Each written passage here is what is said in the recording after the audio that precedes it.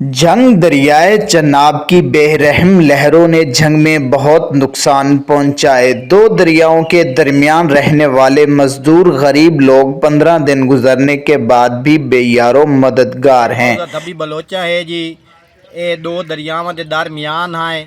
असां जी दरिया अज 10 दिनां नूं ये चल रही है। साढ़े जेह्ड़े मकान हैं उन्हां दा भी खतरा है, खतरे दे निशान दे विच हैं।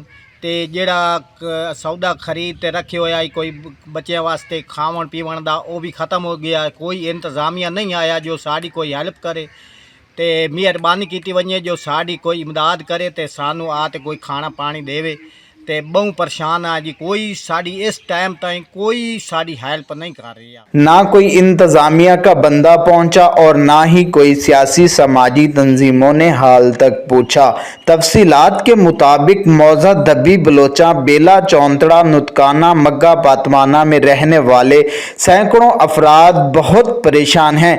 ना तो कुछ खाने को है और ना ही जानवरों का चारा है। 15 दिन से मुसलसल पानी चल रहा है और हमारे इलाकों में अभी तक ना कोई इंतजामिया पहुंची और ना ही कोई सियासी समाजी फलाई तंजीमों ने हाल तक पूछा। क्या हम इंसान नहीं हैं? मकामी लोगों का कहना था कि हम दो दरियाओं के दरमियान रहते हैं, सबसे ज़्यादा नुकसान हमारा हुआ है, लेकिन इंतज़ामिया सिर्फ बंद और इसके करीब इलाकों में जाकर फ़ोटो सेशन करके चली जाती है। हमारा वज़ीर आज़म पाकिस्तान, वज़ीर आला पंजाब, कमिश्नर फैसलाबाद और DC जंग से मुतालबा है कि दो दरियाओं के अंदर हमें कुछ खाने पीने का सामान मुहैया किया जाए और जानवरों का चारा भी फौरी मुहैया किया जाए और जितने नुकसानात हुए इनका अजाला भी किया जाए।